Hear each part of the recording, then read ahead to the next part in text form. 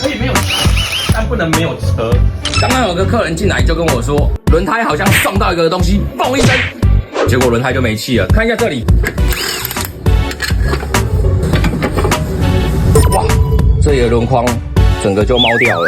打一下气，听一下声音，没听到？哇，这里整个泄气声非常的大。